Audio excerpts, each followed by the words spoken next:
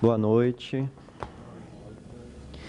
Sejam todos bem-vindos mais uma vez, a esse nosso dia, onde nós tratamos dos temas voltados para a obsessão, para a desobsessão, para o processo obsessivo.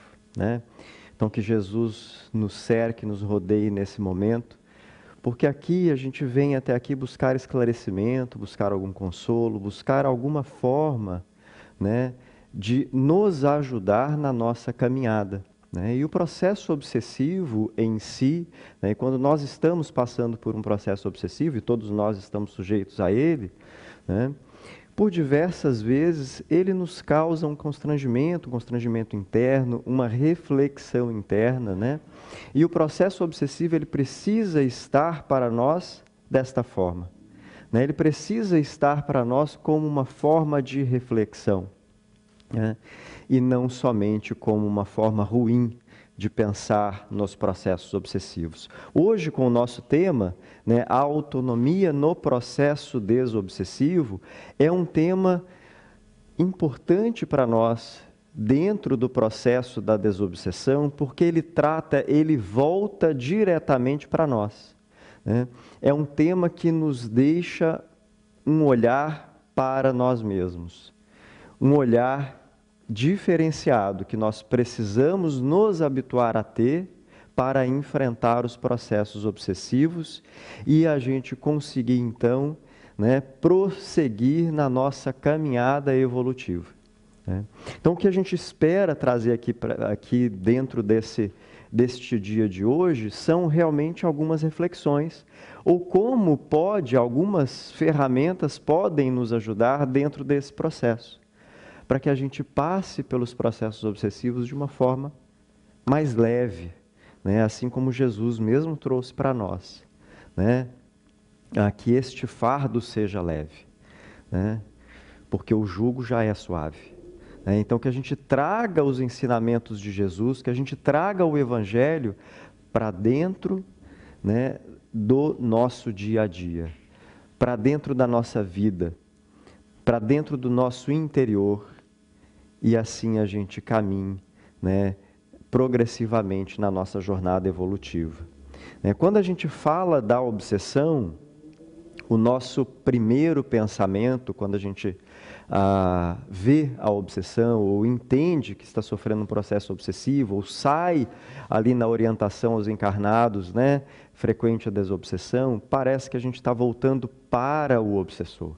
Parece que a gente está voltando para um espírito especificamente desencarnado. Quando a gente já viu, por exemplo, aqui na nossa leitura prévia, que a gente existe em diversas formas de obsessão. Então, a ideia aqui é justamente esse olhar para dentro de nós, um olhar mais reflexivo, mais profundo, num movimento de introspecção do processo obsessivo, trazendo ele para nós. E para a gente começar a compreender isso, onde começa essa autonomia, essa nossa autonomia no processo, a gente precisa nos aprofundar um pouquinho na obsessão, no processo obsessivo propriamente dito. E se a gente parar para pensar, dentro da história da humanidade, de uma forma geral, qualquer movimento religioso, qualquer religião aí, ela traz a obsessão de alguma forma, ela traz a influência espiritual de alguma forma. Algumas religiões trazem isso com uma denominação, quando isso vem de um espírito, traz uma denominação diferente e fala que é um demônio, fala que é um gênio, mas ela traz a humanidade, quer explicar a obsessão de alguma forma. Isso faz parte de um entendimento. A doutrina espírita, ela vem através da codificação e de diversas obras esclarecer esta obsessão, esta influência dos espíritos nas nossas vidas. A gente até pode se voltar lá para a pergunta 459. Influenciam os espíritos na nossa vida? Muito mais do que imaginais. Porque, de ordinário, são eles que vos dirigem. Kardec e os espíritos já trazem isso pontualmente para nós. E toda a codificação vai começar a trazer esta esta interação entre planos, esta interação espiritual. O que Kardec faz, na verdade, né, é colocar para nós uma certa normalização entre espírito desencarnado e espírito encarnado, partindo do suposto de que nós temos uma interação aí. Nós conseguimos interagir uns com os outros, né? Mas, afinal de contas, quem são esses espíritos, né? Esses espíritos são pessoas, são espíritos como nós, que nesse momento estão desencarnados. Nós estamos aqui encarnados. Nós estamos aqui e vamos voltar, retornar à pátria espiritual desencarnados. E naquele momento, nós podemos também ser esse tipo de espírito que influencia o outro para o mal, para a ignorância, né? Ainda pela falta que nos cabe, né, da nossa própria ignorância. Da nossa própria ignorância das leis divinas. Porque se nós compreendêssemos a lei divina de fato, nós não influenciaríamos o outro ao mal, à maledicência. Nós não falaríamos de mal do outro pelas costas. Nós não teceríamos nada contra o outro, né? Nós, às vezes, nós os respeitaríamos, nós os compreenderíamos e, muito mais, nós nos calaríamos. Porque entenderíamos dentro do nosso pensamento, por mais que tenhamos o pensamento, que nós não podemos falar mal do outro. Que nós não podemos exercer isto na forma de ação. Porque isso é uma abertura para processos obsessivos. Inclusive a nossa própria obsessão, dentro da nossa própria auto-obsessão, né? Como a gente viu ali na leitura, a obsessão ela acontece de diversas formas, ela pode acontecer de encarnado para encarnado, desencarnado para encarnado, né? Encarnado para desencarnado, mas também de um processo auto-obsessivo. Ela também pode ocorrer, né? Mas quando a gente pensa em processos obsessivos de maneira geral, a gente sempre pensa no espírito desencarnado que está vindo até mim, né? Falar ali no meu ouvido, falando o que eu tenho ou deixando de fazer. Sendo que na maioria das vezes, e em todas as vezes, na verdade, a decisão final é nossa. É nós que aceitamos a influência ou não dentro desse processo. A decisão de tomar, né, aquele ato, aquela atitude, ela é sempre nossa. Nós temos esse livre-arbítrio. A diferença é o grau de sintonia que nós temos com aquele espírito naquele momento, que vai modificar o quanto ele está propenso a nos influenciar ou não. Mas isso a gente volta lá, né? Lá na questão 76 do Livro dos Espíritos, né, é definido, né, a pergunta é sobre o que é espíritos, e aí existe a resposta dos espíritos, a seguinte: pode-se dizer que os espíritos são os seres inteligentes da criação. Eles povoam o universo fora do mundo material. Pensando, né, em todos nós, dentro dessa nossa concepção de espíritos, nós povoamos todo o universo, né, fora do mundo. Nós estamos aqui nesse momento encarnados, num planeta de provas e expiações, né, nos colocando à prova especialmente, para que a gente consiga lidar com as nossas imperfeições. Lembra lá da leitura que falou anteriormente sobre como somos imperfeitos? Somos todos imperfeitos, todos.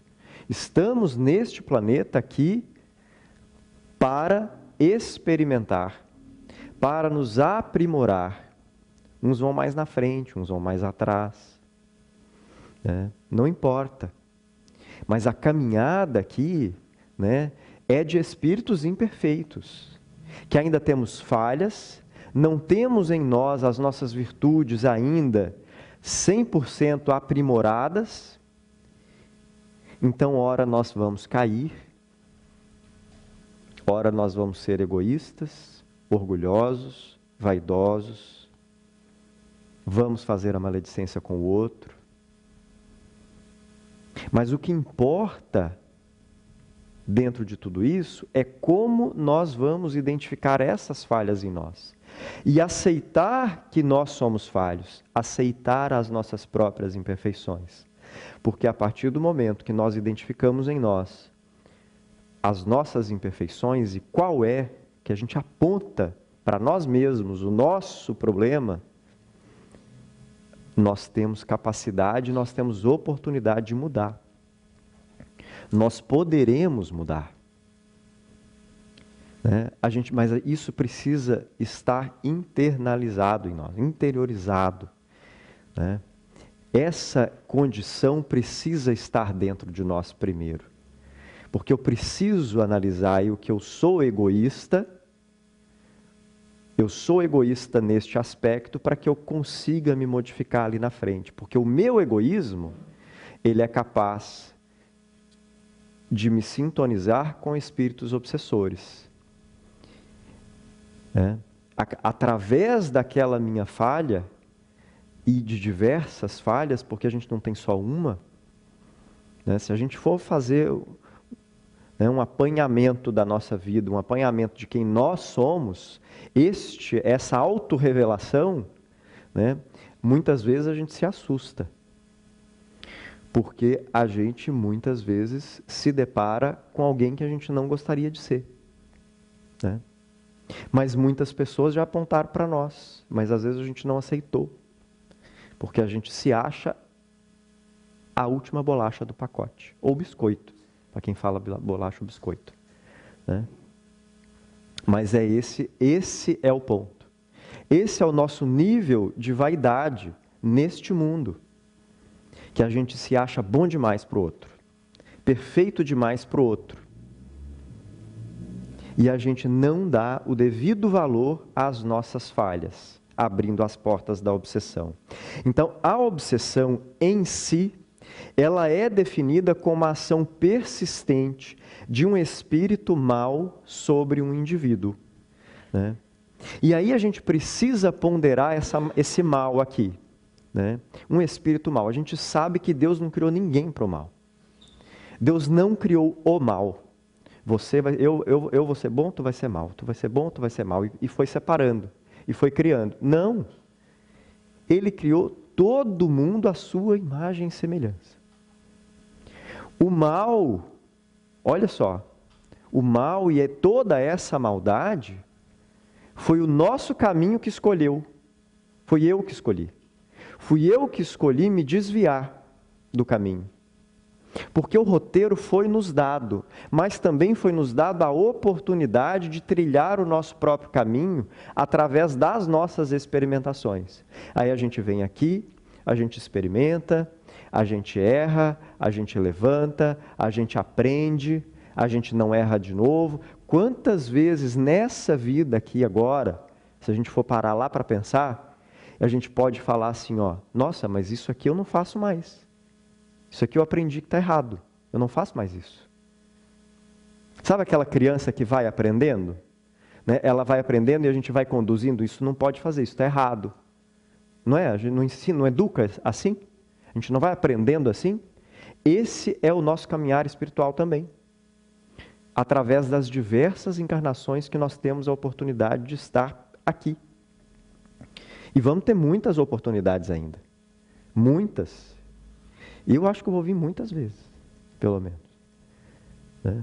Porque a gente precisa aprender. A gente precisa aprender a amar. E a gente não aprendeu ainda. Esse é o primeiro ponto. Primeiro ponto de toda a história. Então, o mal aqui, o mal, não é que nós somos maus porque está dentro de nós o mal. Ou porque o espírito obsessor ele é mau porque ele é mau assim, ele nasceu, ele foi criado assim. Não é assim. Este mal é o ignorante das leis. É aquele que fugiu do caminho, saiu, sabe? Saiu naquele momento. Saiu do caminho. E Jesus trouxe essa lição para nós. Ele trouxe essa lição, colocando nas suas parábolas, por exemplo, sobre o rebanho, sobre aquela ovelha perdida, Será que a gente não é essa ovelha perdida? Porque se a gente for pensar no Evangelho de Jesus, se a gente for pensar em todo o ensinamento que Jesus trouxe para nós, na forma de um roteiro bem definido para o nosso progresso espiritual, progresso moral, né? Porque Jesus trouxe lições de moralidade. Né? Jesus trouxe para nós o nosso aspecto moral, ele trouxe esse roteiro de moralidade para nós. Né? Será que a gente segue? Ou será que a gente finge que está seguindo esse processo? E está levando a vida toda no automático? Aí eu venho aqui na casa espírita, eu escuto uma palestra, eu faço meu evangelho no lar, daí eu me reúno com pessoas, me reúno com amigos, eu constituo família. Mas será que eu estou vivenciando Jesus todos os dias? Né? Vivenciar Jesus, né? Trazer esse Jesus para perto de nós, esse Jesus que fala de amor, de caridade, de perdão, né? De perdoar ao infinito. Ou será que eu ainda guardo rancor, eu guardo mágoa, eu tenho ciúme? Quem sou eu, sabe? A ideia aqui é justamente levantar esta questão interior. Quem sou eu neste mundo agora? Porque o que ficou para trás, está para trás, a gente não vai voltar mais. O que a gente precisa fazer é o hoje para frente, é o de agora para frente, no próximo segundo, quando eu sair aqui da casa espírita. Quem eu vou ser? Quando eu peguei lá a minha orientação aos encarnados e saiu a desobsessão, será que eu fiquei apavorado? Meu Deus, eu estou obsediado. O que eu fiz para estar obsediado? Será que esse convite foi para tu porque você estava obsediado ou porque você era o obsessor? Já pararam para pensar nisso? Que a gente também é muito obsessor. Muitas vezes nós somos os obsessores. E aí, como obsessores, nós também permitimos com que outros espíritos exerçam sobre nós também sua influência. Entende como a obsessão, o processo obsessivo em si, ele não é só o 2 mais 2 é 4. Ele tem, assim, diferentes nuances, pequenas estratégias que vão acontecendo, que vai nos colocando dentro dos processos obsessivos. Por isso é tão importante a gente se entender em tudo isso. Por isso que é tão importante a gente entender o nosso papel nisso. E aí vem a autonomia nesse entendimento. Né? Mas a gente precisa fazer essas reflexões. Né? Precisa. Né? Deus é a própria perfeição. Né? Jesus disse, né? Se quer mirar, mire em Deus. Deus é a perfeição. Deus é a perfeição. Né? Então isso nos coloca sempre na posição de aprendizes do processo. Na posição, né, de aprendizado. Porque todas as situações, e inclusive os processos obsessivos, e por mais dolorosos que possam ser para nós, e por mais dolorosas que possam ser as nossas experiências, né, as nossas dores, e cada um tem a sua dor nessa existência, cada um sabe a tua prova, sabe a tua... Né, e às vezes as provas, a gente passa por diversas provas nessa existência, mas cada um tem a sua dor, cada um tem o seu sentimento. E nós não podemos menosprezar as dores do outro. Né? Mas tudo isso deve ser considerado como um progresso, né? Como um processo de aprendizado para que a gente consiga alcançar o nosso progresso. Porque o processo obsessivo, ele é colocado para nós como benevolência divina e não como martírio divino. Deus coloca e permite o processo obsessivo para que a gente tenha alguma lição a aprender. Para que a gente aprenda que às vezes a gente precisa amar o outro melhor, que às vezes a gente precisa se amar diferente, que a gente precisa perdoar o outro. Essa é a benevolência divina no processo obsessivo. O processo obsessivo, ele é todo situado através da sintonia. É como nós nos sintonizamos com o outro, está encarnado, desencarnado, não importa. É como nós entramos naquela sintonia. Sabe aquele pensamento que vem, muitas vezes assim, aconteceu alguma coisa, que seja no trabalho, em casa, em qualquer lugar, na rua, né? Mas aí vem um pensamento e começa aquele pensamento a ficar repetido.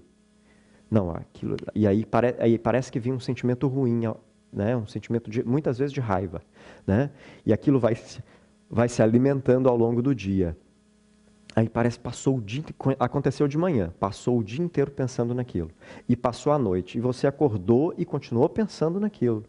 Olha um pensamento obsessivo aí. Olha um pensamento obsessivo. A gente só não pode colocar a culpa 100% nos espíritos que estão lá desencarnados, porque às vezes eles não têm nada com esse negócio. Mas eles se aproveitam, porque eles vão se aproveitar daquele nosso momento que nós, demos uma escorregada. E vão alimentar. Vão nos alimentar naquele processo. Vão inflamar, vão botar lenha naquela fogueira. Para inflamar a nossa mente com aquele mesmo tipo de pensamento. Porque naquele momento, naquela ignorância dele, ele está se comprazendo com aquele sentimento. Muitas vezes, às vezes, inclusive, é num vício. Né? Um vício qualquer que seja ele. Né? Ele alimenta o nosso vício para que a gente continue fazendo porque ele sente prazer naquele nosso vício. Muitas vezes não é porque ele quer só nos prejudicar, não é só um ato de vingança. É o movimento do prazer dele. Né? Que ele quer satisfazer o prazer dele através de nós. Porque as sensações entre encarnado e desencarnado são diferentes. Né? São diferentes. Então, tudo isso a gente precisa pensar. Né? Tudo isso a gente precisa pensar.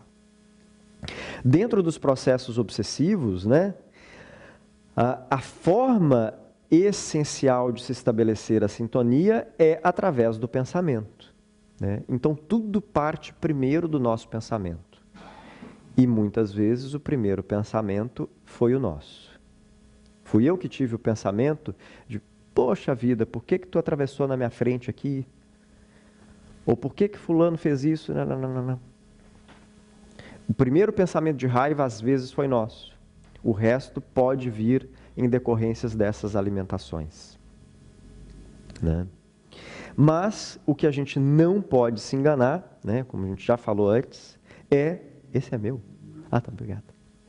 O que a gente não pode se enganar é que a permissão para que isso aconteça, ela vai acontecer de nós. Né?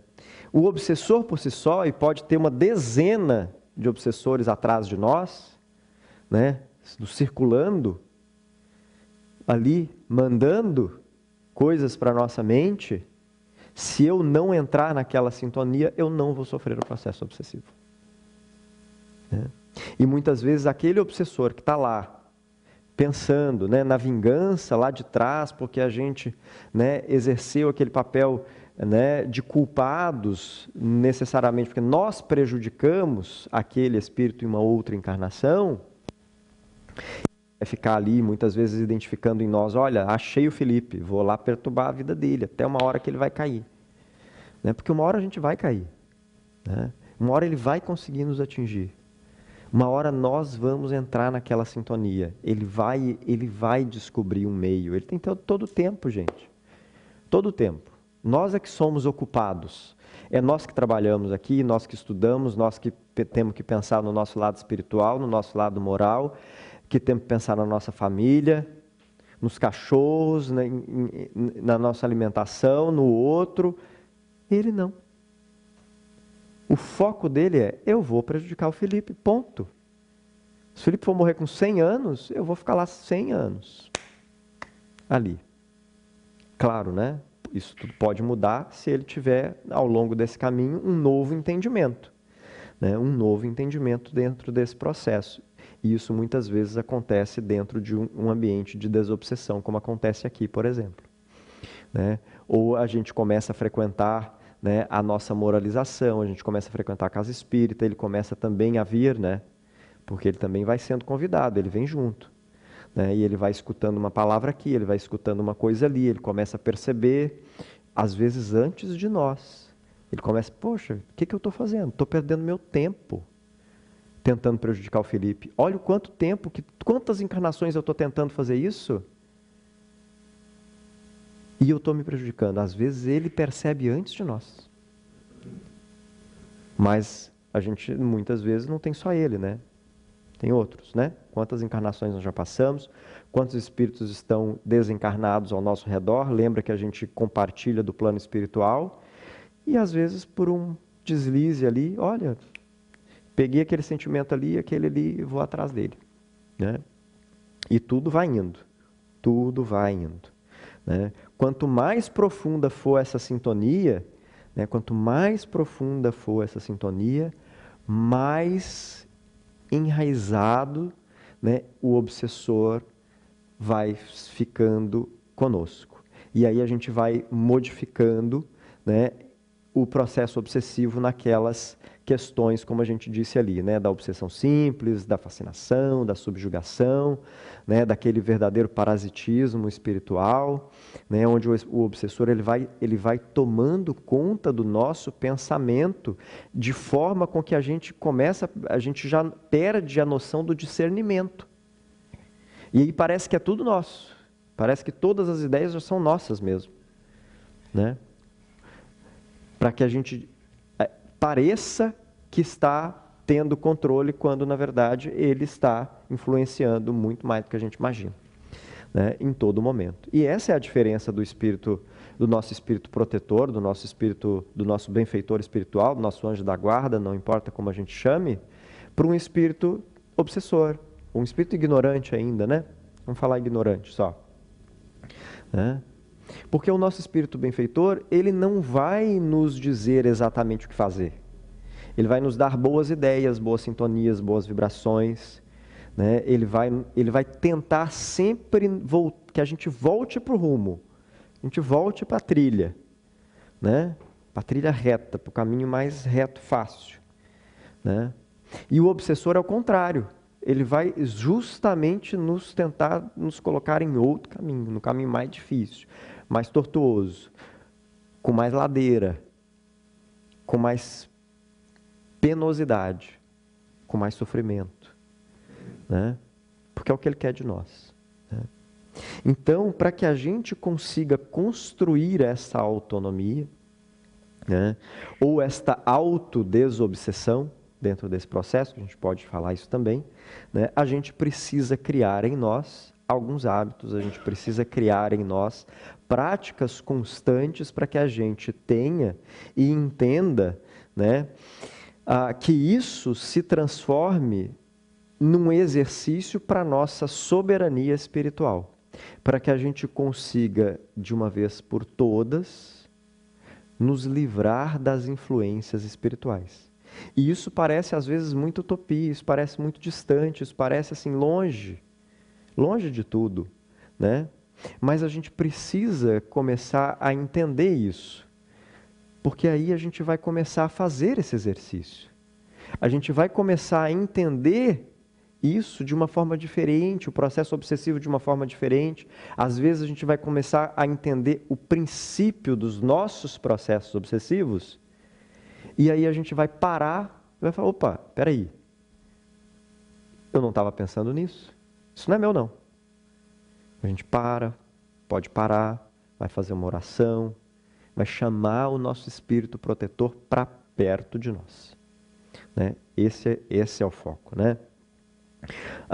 No livro Obsessão e Desobsessão, da Sueli Caldas Schubert, e fica de sugestão de leitura para os amigos, quem quiser se aprofundar um pouco mais nos temas da obsessão, né? Lá no capítulo 2 da segunda parte, né, ele diz assim: no que diz respeito ao problema das obsessões espirituais, o paciente é também o agente da própria cura.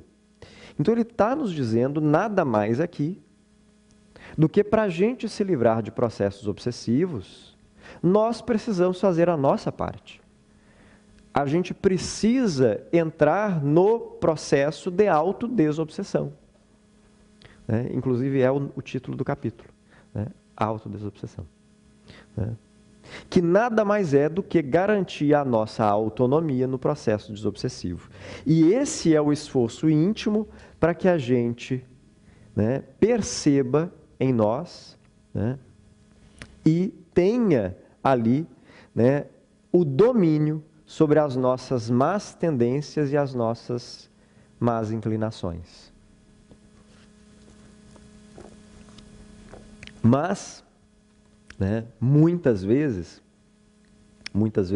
para quem, e principalmente para quem não cresceu no meio espírita, a gente chega no meio espírita achando que o centro espírita vai resolver todos os nossos problemas. Todas as nossas dores, todos os nossos sentimentos, toda a nossa obsessão, vai resolver tudo. Vou chegar lá na desobsessão e acabou, estou livre, estou curado e vou embora, pronto, está tudo resolvido. A gente transfere o nosso papel, o nosso protagonismo dentro do processo para a casa espírita, para a desobsessão, para o médium, para a fluidoterapia, para a água fluidificada. A gente transfere, porque a gente não quer olhar para cá, não quer olhar no espelho. Então a gente começa a ter essa transferência. Mas a gente não pode se enganar nesse processo. Nós só vamos nos livrar efetivamente dos processos obsessivos quando nós promovermos em nós, através deste autoconhecimento, dessa autorrevelação em nós, a nossa autodesobsessão. Aí a gente vai estar aberto a entender tudo. A entender todo o processo espiritual nessa nossa encarnação, nessa nossa caminhada. A gente vai entender que sim, é importante vir na reunião de desobsessão. Mas a gente vai aproveitar a reunião para nos transformar. É importante eu fazer o Evangelho no lar, mas eu preciso entender que aquele Evangelho no lar, ele serve para que eu aprenda alguma coisa nova que eu possa transformar nas minhas atitudes do meu dia a dia. Eu tenho que parar de fazer aquela prece mecânica. Eu vou rezar só para rezar. Não. Aquela prece que vem de dentro. Sabe? Sim. Às vezes parece que é automático, quando a gente fala assim, e na maioria das vezes a gente fala, vamos elevar quando a gente vai conduzir uma prece, vamos elevar os nossos pensamentos a Deus. Já pararam para pensar o que é elevar o pensamento para Deus? Porque às vezes a gente só jogou aquilo no automático. Mas a gente não elevou nada. A gente continua exatamente como estava. Às vezes está ali escutando a prece e está pensando, vou sair ali da casa espírita, estou pensando aqui, será que eu vou comer um X? Ou será que eu vou comer? Que X que eu vou comer? Está elevando o pensamento para quem? Nesse meio do caminho. A gente tem que parar de fazer as coisas no automático nesse momento. O Espiritismo, ele não vai fazer nada, nada por nós se a gente mesmo não fazer por nós. Primeiro nós vamos fazer por nós. A gente precisa olhar primeiro para cá. A gente precisa se conhecer. A gente precisa ler.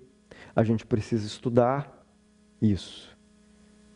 Porque o que adianta eu vir aqui na casa espírita se eu não aproveitar essas reflexões que a gente vai fazendo ao longo das exposições doutrinárias da semana, não só na desobsessão, e não aproveitar aquilo para trazer para mim? Que seja uma pequena coisa, não precisa ser tudo, Senão a gente se enlouquece. Se a gente aproveitar, se a gente pegar uma pequena parte do que é dito ali, falar, olha, isso aqui às vezes eu preciso, isso aqui eu consigo mudar. E fazer um pouquinho só, um pouquinho, já muda muito. Já muda muito. né?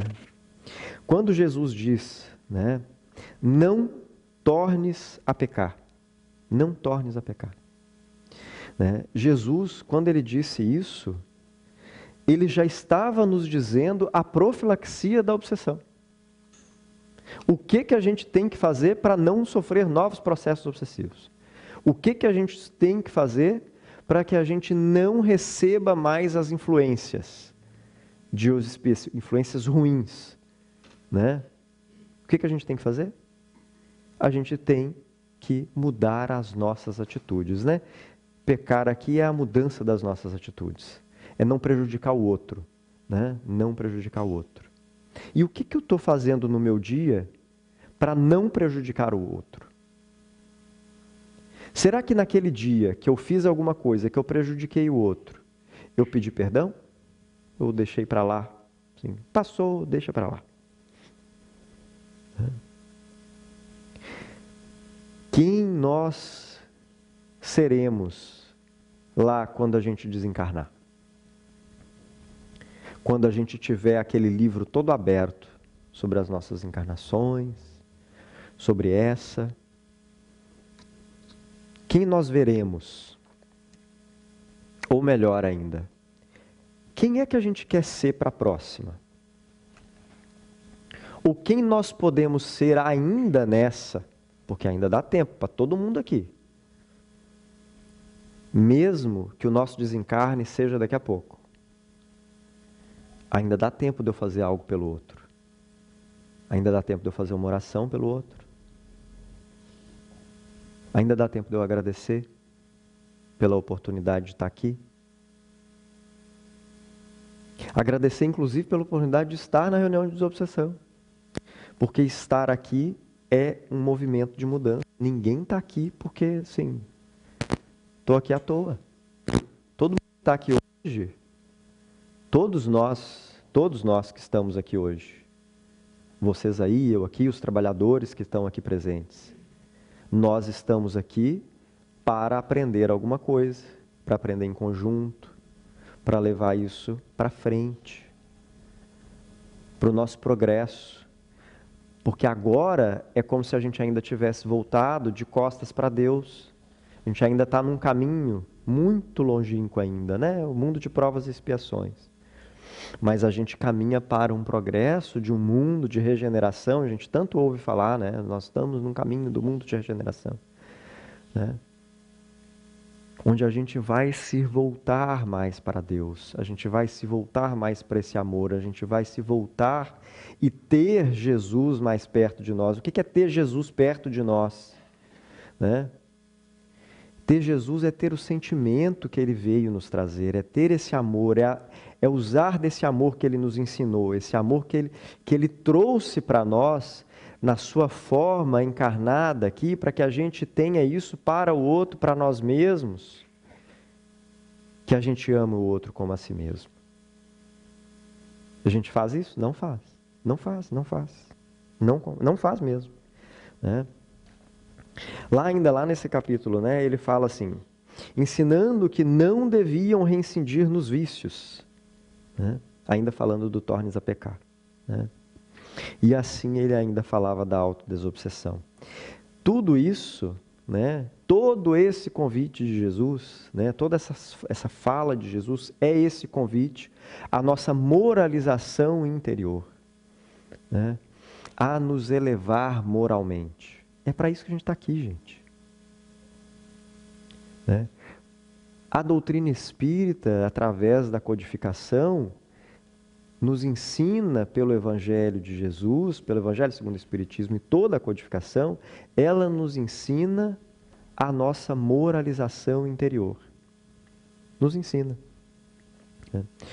O obsediado, quando ele não procura se renovar diariamente, quando nós não procuramos, né, nos renovar diariamente, num trabalho de autodescobrimento e autoeducação, né, a gente acaba, né, nos perdendo nesse caminho da nossa edificação espiritual. Por isso que é tão importante a gente se conhecer, a gente trabalhar esse autodomínio sobre nós, né? E ainda, né, percebam, né, como o nosso pensamento manda em tudo isso, que é tudo parte dele, né? Tudo parte dele, tudo parte dele, né? E aí vem a nossa transformação. É daí que vem a nossa transformação. E quando a gente parar, né, para perceber que essa nossa transformação moral é que vai nos conduzir à divindade, aí nós chegaremos muito perto daquilo que Jesus veio trazer para nós. É difícil? É muito. É muito. Muito, muito, muito mesmo. E cada um aqui sabe o quanto é difícil. O quanto é difícil controlar o pensamento para que ele não vire uma ação.